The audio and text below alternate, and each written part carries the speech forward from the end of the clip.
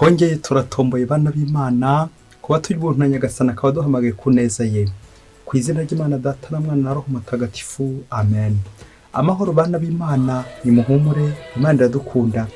Ije kudukiza kuri uyu wa mbere w'icyumweru cya 16 mu cyumweru rusanzwe tariki 20 Nyakanga 2026. Dore amasomo agiye kuduhuza n'Imana.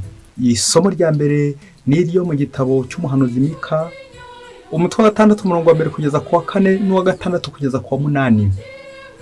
Nimwumve icyo Uhoraho avuze. Haguruka uburanire imbere y'imisozi, maze utununga twumve ijwi ryawe. Misozi nimwumve urubanza rw'Uhoraho, namwe mfatiro zitajegajega z'isi nimutege amatwi, kuko Uhoraho afitanye urubanza n'umuryango we, akaba aburana na Isiraheli. Muryango wanjye nagutwaye iki? Mbese icyo nakuruhijeho ni ikihe? Ngaho nsubiza. Naba nzira se ko nakuvukanye, naba nzira se ko nakuvanye mu gihugu cya Misiri, kakugotora mu nzu y'uburetwa? Cyangwa se ko nakohereje Musa, cyangwa se ko nakohereje Musa, Aroni na Miriyamu ho abayobozi? Umuntu winjiye mu ngoro arabaza ati, nzahingukana iki imbere y'Uhoraho kugira ngo mfukamire Imana yo mu ijuru? Nzamutura se ibitambo bitwikwa cyangwa ibimasa bimaze umwaka umwe? Uhoraho se yakwemera amapfizi y'intama agahumbagiza, cyangwa se amavuta atemba nk'imivu? Nzamutura se umwana wanjye w'uburiza ngo abe ikiru cy'ubugome bwanjye, cyangwa se umwana w'umubura bwanjye ngo abe impongano y'ibyaha byanjye bwite? Nuko wa muntu ahabwa iki gisubizo: mwana w'umuntu, bakumenyesheje ikiri cyiza, ari cyo Uhoraho agushakaho, nta kindi uretse kubahiriza ubutabera, gukunda ubudahemuka no kugendana n'Imana yawe mu bwiyoroshye. Iryo ni ijambo ry'Imana. Zaburi ya 50. Tugenderere mu butungane, mu nzira igana umukiro. Nimunkoranyirize abayoboke banjye, ba bandi twagiranye igihango kigasozwa n'igitambo. Tega amatwi muryango wanjye, ngiye kuvuga. Ngewe Imana nkaba n'Imana yawe. Ibitambo ntura si byo nguhora, kuko ibitambo byawe bitwikwa bimpora imbere. Sinkeneye gufata ikimasa mu rugo rwawe, cyangwa se amasekurume mu rubumbiro rwawe. Kuki ushanukira gutondagura amategeko yanjye no guhoza ku rurimi isezerano ryanjye, nyamara ntukunde gukosorwa, maze amagambo yanjye ukayata hirya? Ibyo nibyo ukora, none ukabona ko nasheka? Bibwira se ko meze nkawe? Dore ndagushinja byose mbisheshe imbere yawe. Untura ibisingizo nk'igitambo, niwe umpa ikuzo, kandi abaciye inzira nzamwerekeramo umukiro w'Imana.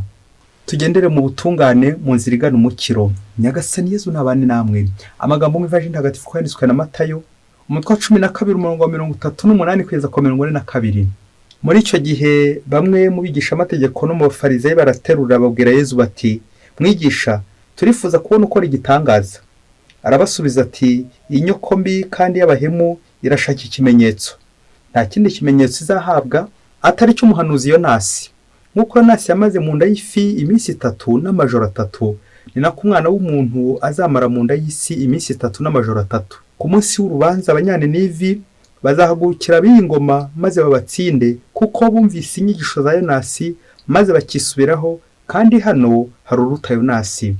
Umwamikazi w'igihugu cy'epfo azahagurukira b'ingoma kuri uwo munsi w'urubanza maze abatsinde, kuko yaturutse iyo gihera aje kumva ubuhanga bwa Salomoni, kandi hano hari uruta Salomoni.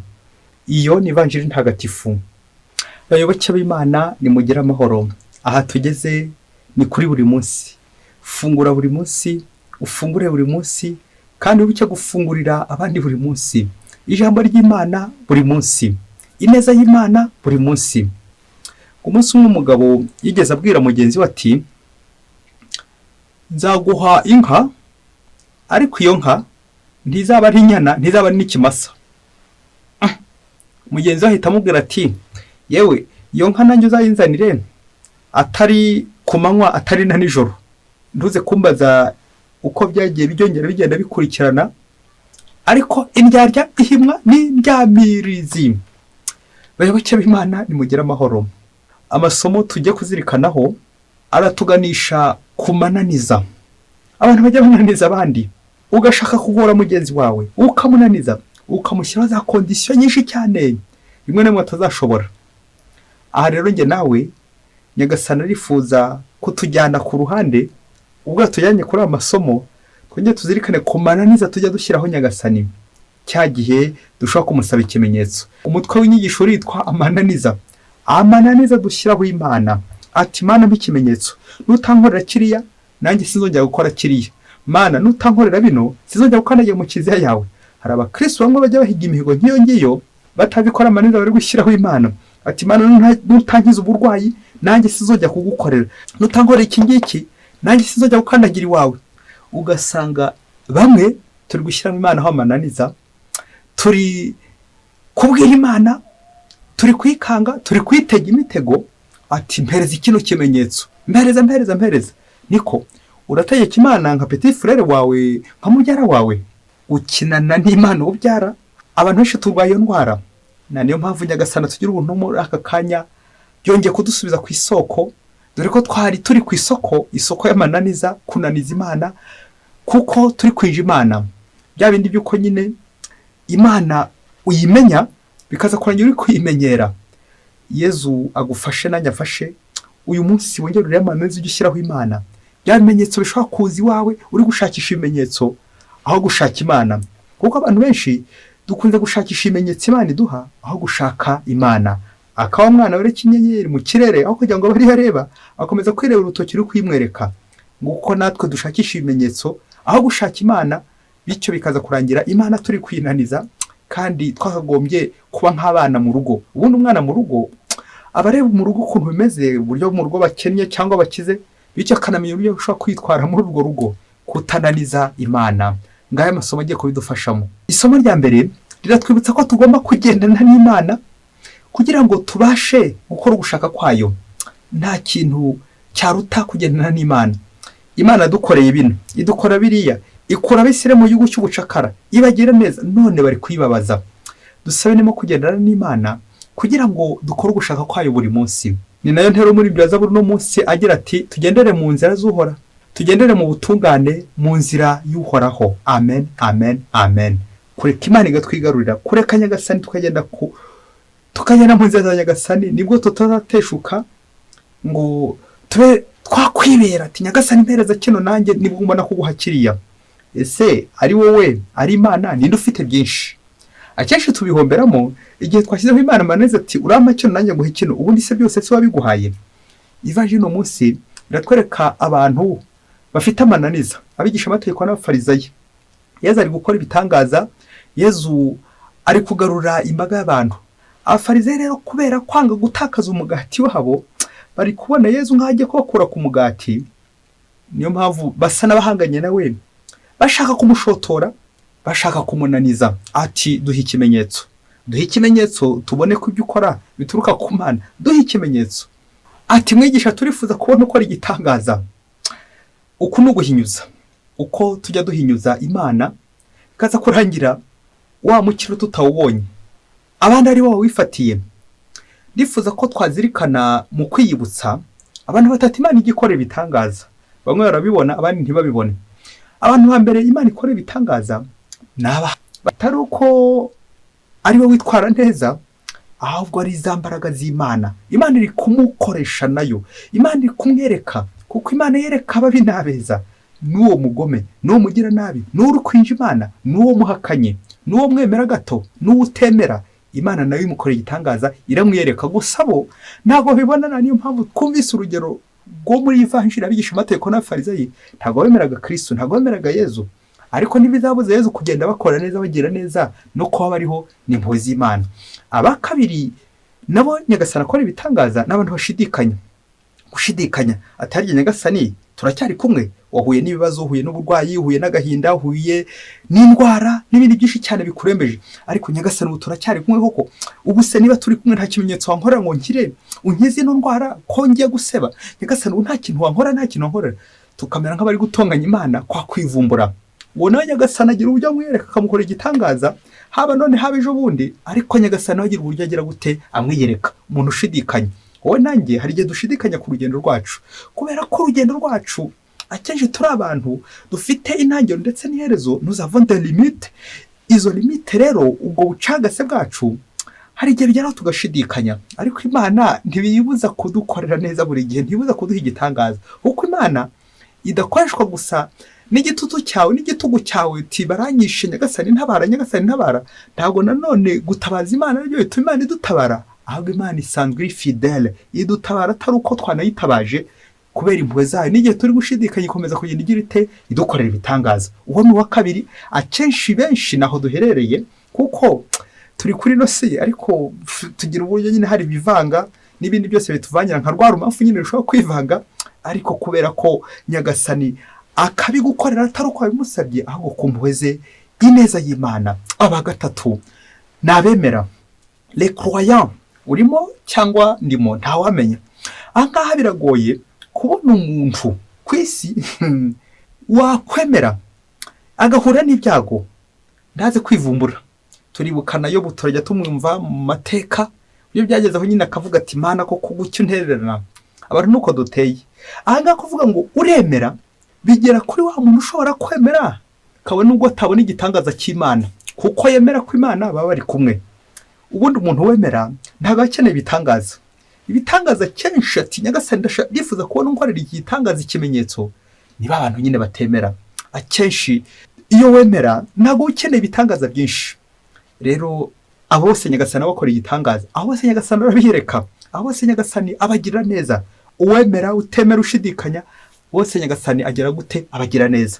Ese muri byiciro bitatu tumaze kuvuga, wowe ubibereye, wowe utibereye, wabarirwa mu kihe gice? Cy'abahakanye, cy'abashidikanya, cy'abemera? Narangije gufata icyanjye, nawe gusa kwaza gufata icyawe uno munsi kugira ngo ngero rebe harya ubu wowe nta nari mu ujye nyagasani ikimenyetso. Iyi niyo ndwara turwaye abantu benshi, kwizera ibintu kurusha Imana, kwizera ibimenyetso, ibitangaza kurusha Imana. Nibwo uzasanga abantu benshi muri iyi si bari kujya ahantu habereye amabonekerwa, ingendo nyobokamana, atari uko bemera Imana, ahubwo ari gukora ku bwoba cyangwa no gushakisha ibimenyetso. Ndashaka gukira, kandi uko gukira se wagize ngo ni ugukira kuri roho, ahubwo ari gushaka gukira igifu, rubaga impande, umugongo, diabete n'izindi ndwara nyinshi zimwibasiye z'umubiri, ariko akibagirwa ko no kuri roho bishoboka. Cyagihe noneho uzumva no ku mubiri wagiye gusenga, narinjye kuvuga Imana yagukijije, ariko nuko utabibonye, n'igihe utakize ugakomeza ugasenga, n'igihe cya gitangaza ntacyo ubonye ugakomeza ugasenga, n'igihe bya bintu byose wari wizeye ku Mana ntacyo ubonye, wowe bya bintu wasabye Imana ntabyo urabona, n'ubundi ugakomeza ugasenga. Aho niho nyagasani ashaka kutuganisha uno munsi. N'igihe nta bimenyetso twabonye, aho ushobora kongera gukomeza gusenga. Ngaha y'amananiza tujya dushyiraho Imana abantu benshi, tukumva nk'aho Imana tugomba gukenera urubyara nka petit frère, ati nyagasani banza ukore ikintu nanjye gukora ikintu, nyagasani banza nk'umwana mbone nanjye kuza mu gusubiza, nyagasani nkorera kino kugira ngo nanjye nza gukorera ikiri. Amananiza twashyize ku Imana kubera iki? Kwa nk'abafarisayo n'abigisha amategeko dukunda imenyetso kurusha uko twagakunze Imana. Muvyeyi inkuru yumve, uraza gusanga nawe iki cyiciro ushobora kuba ukirimo cy'abantu bananiza Imana. Ngo umunsi umwe hirya kure cyane mu gihugu cya kure, muri kiliziya imwe, ngo harimo umugabo utarajyaga atanga icya 10, utarajyaga atura. Twumva impamvu atajyaga atura. Ngo yajyaga mu rusengero, yajyaga mu kiliziya, yabona abandi bahagurutse bagiye gutura cyangwa abandi bari gutanga icya 10, wisone zikamukora. Kubera iki? Yari umushomeri, nta kazi afite, nta mafaranga abona. Akumva arababaye atari kuko ngewe iki ntabona n'igicenda cyo kugira ngo nanjye gutura nkuko abandi bari gutura. Umunsi umwe rero ngo aragenda abwira Imana ati Mana umbabariye, nkabona amafaranga yose uko angana, nkabona nk'ibihumbi 10, nahita ngura mu cya 10 igihumbi nyine nanjye nkaza kugushimira, nkajya ngutura nanjye ngagutura ayo mafaranga no kujya nsebera mu bandi. Nuko Imana iramusubiza iti yego mu minsi iri imbere ya mafaranga uzayabona. Nuko wa mugabo akomeza gutegereza, akajya mu gihuru kugira ngo arebe niba ntaho Imana yashyize. Akagenda ajya mu muhanda, agenda areba hose, abumbura ibyatsi, areba mu nzira hose, ati ko ntarayabona. Igihe kiba kirekire atarayabona. Nuko agiye kumva, yumva bamutumije mu mahugurwa, ati hari amahugurwa y'abantu bamaze iminsi bari mu bushomeri. Nuko ageze muri ya mahugurwa, mu gusoza bamuha insimbura mu bigizi ishyushye, ndetse bamuha n'igare ryo kugendaho. Nuko wa mugabo asubira mu rugo iwe. Asubira mu rugo iwe ari kugenda kuri rya gare, ari kugenda ahagarara mu gihuru no mu byatsi ngo arebe niba ntaho Imana yamushyiriye amafaranga yamusabye ibihumbi 10, akazakuramo igihumbi ajya gushimira Imana. Nuko ryagara rigendaho agera mu rugo, igare agakomeza rigendaho, banamuhaye n'akazi muri ya mahugurwa yaragiyemo, akagenda kuri rya gare. Hashize igihe kirekire ati po n'amagare mu bintu, ubu koko Mana, ubwo aho ni muri chapelle. Arongera asubiye ati Mana, ubu nta buryo wamaka moto, noneho nanjye nkajya ngenda nyine nk'abasirimu bose, koko iri gare koko nubona ko rinsebeje? Ko mu gihe gito nanone bishoke ko hari andi mahugurwa yabaye, baba bagize bate, aba abonye amafaranga agura ya moto. Amaze kugura ya moto, dore ko bari bayimuhaye kunguzanya akazagenda yishyura buhoro. Nuko abwira Imana ati Mana rero, iyi moto ni inguzanyo, amafaranga abandi nzayasubiza, hantu urarikire, aha ntabwo arayajya amafaranga, ndacyategereje hari wambwiye nzabona. Uko agenda kuri ya moto, n'ubundi ari kugenda aribumbura ibyatsi areba ngo ya mafaranga ariho Imana yansezeranyije. Nuko arakomeza hagiye kiba kirekire. Nuko imvura imunyagiye, umunsi umwe afata icyemezo ko agiye kwinyiga Imana, ajya muri chapelle abwira Imana ati Mana, noneho mbabarira, urabona ko maze igihe nyagirwa, umpe akamodoka, nimba akamodoka nza kugushimira. Wa mugabo agiye kugera atya nanone yaramaze kwishyura ya moto, nanone bamuhereza imodoka kugira ngo azagende yishyura buhoro. Wa mugabo atunga imodoka akajya yikoresha mu ngendo hirya no hino, mu bucuruzi n'ibindi byinshi cyane. Uko ari muri ya modoka agasohoka no hanze agiye kureba aho Imana amushyiriye amafaranga 10,000 yabwiye. Uzi ko yageze ku modoka ataratura, cya gihumbi ataranongera kujya kugitura, ngo ategereje uburyo Imana izamuha amafaranga 10,000 ubundi akabona kujya kuyitura. Ndifuza kukubaza ikibazo no munsi, ese ko avuye ku igare akagera kuri moto byose akayibona, akabonye n'imodoka, hanyuma ngaho fori cya kane azajya gusaba Imana mbere yuko abona bya 10,000 ubundi akazakuramo 1,000 ngo ajye gutura Imana. Rero cyo Imana Yesu Kristo akuzwe, ngiki cyo bita mananiza tujya dushyira ku Mana. Ati Mana mpakiriye, Imana ikakiguha. Ati Mana mpakiriye, Imana ikakiguha. Ati Mana nutamakiriye nanjye sinzakora kiriye. Wajya kugira ucyo ukabona Imana iranakiguhaye. Rimwe na rimwe ukaga umutego ati pa imbaraga zanjye nuko nsenga cyane, nuko nabwiye Imana, ndetse nanayitonganyije nagiye muri chapelle ntonganya Imana ati Nyagasani bikungwa n'ibiki. Wowe ko nuko Imana yarabikoze, wowe ukasigara wicinye icyaro uti niza mbaraga zanjye, nibwo bushobozi bwanjye, nibwo ubasha bwanjye, niko kunya mati Imana reka nkomeze njye nyihata maze nyumvishe mpaka nanyi nkora ibi ngibi. Ugahata Imana nkuko duhata aba petit frère n'abakuze bacu. Kandi byaba muvyeyi ntaho ugira amananiza ku Mana. Nyagasani turi kumwe mu ijambo rye muri Ukarisiya, tubana nawe buri munsi, aduha ikimenyetso ubuzima bwe, kubana nawe buri munsi. Hari ikimenyetso cyaruta icyo ngicyo Nyagasani aduha. Ubundi ubuzima bw'umukristo buhereye mu ijambo rimwe, kwemera ko Imana iriho, turi kumwe n'Imana aha hantu. Icyo ni igitangaza gikomeye, Imana irahari. Nawe uze gusubira muti Imana irahari. Iyo ugeze mu byago, mu matotezo, mu makuba, ujye uvuga uti Imana irahari, ubundi wicecekere, ibisigaye Imana koko irahari, n'ibyo ubona byakugoye izabikora, kuko nta kinanira Imana. Reka dusoreze ku bintu bitatu twanyine tuze kureba natwe uburyo tujya tunaniza Imana, niba ibimenyetso bitararushije umwanya Imana yagombe gufata iwacu. Icya mbere nuko twibagirwa vuba. Hari Imana agiye dukorera, twagera hirya byandi byuko nyine ushize impumu yibagirwa cyamwirukansaga. Hari Imana yadukoreye, ariko wowe ntujye ubyitaho. Imana iguhaye igare, iguhaye imoto, iguhaye imodoka, warangiza ngo ntiwanabonamo n'igihumbi cyo gutura Nyagasani, ngo uzatura Imana nuko hari amafaranga wabonye mu nzira se ko Imana ifite inzira nyinshi nyuza mu bintu byayo. Wowe urinde kugira ngo ujye ucunga Imana uyinaniza bigeze aho ngaho. Nkuko twabaye barihenura mukomere cyane barihenura. Icya kabiri nuko akenshi duhinyuza Imana. Ati Nyagasani banza unkorere bino, nanjye nibwo nzabona kugukorera biriya. Banza unkize iyi ndwara ndwaye, nibwo nanjye nzajya gushimira Imana, nibwo nanjye nzafasha wa mwana, nibwo nanjye nzakora kino, nzagukora ibikorwa by'urukundo. Rimwe na rimwe tukamera nkaho Imana tuzayikora ibikorwa by'urukundo, tukibaye ko ari ibyo Imana yaduhaye turi gukoramo. Ukuri foto nawe umubyeyi araguhaye, warenza ngo ugiye kumwishyura. Ni nkaho dukora nkaho turi kwishyura Imana, nyamara Imana turayihinyuza muri ubwo buryo. Ati Imana nkora kino nanjye gukore kiriya, tugakinisha Imana muri systeme mpanguhe, Imana mbakire nanjye nguhe kino. Ubwo n'ubupagani, ubwo n'ubuhakanyi. ko no gushidikanya ku bubasha bw'Imana, ko no gushaka ikimenyetso. Icya gatatu tujya gusorezaho ni umukoro, imihigo twahigiye Imana. Ati nahize ko nimbona kino nzanyura mu ngoro y'Imana nkayishimira, nimbona diplome nzashimira Imana, nimbona akazi nzashimira Imana, n'itsinda nzashimira Imana. Nahize nimbona umwana nzabigenza nti, ninkora kino kigakunda nzashimira Imana.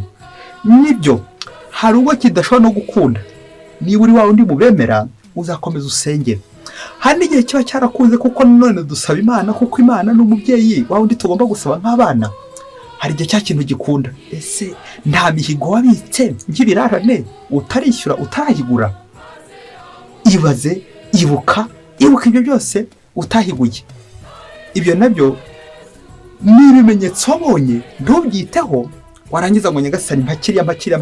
Buri gihe ugahora ushyiraho Imana amananiza, birangira ari wowe unaniwe. Ngo burya iyo ubeshya cyane birangira uri kwibeshya. Nyagasani ngufashe nanjye mfashe, tujyane neza mu nzira ze, bityo dukora ugushaka ko buri munsi nibwo tuzamubona, turangwe no kwemera buri munsi. Mwese Imana ibahe umugisha. Imana Data na Mwana na Roho Mutagatifu, amen. Padiri Masumbuko Ladislas wa Diocese ya Cyangugu.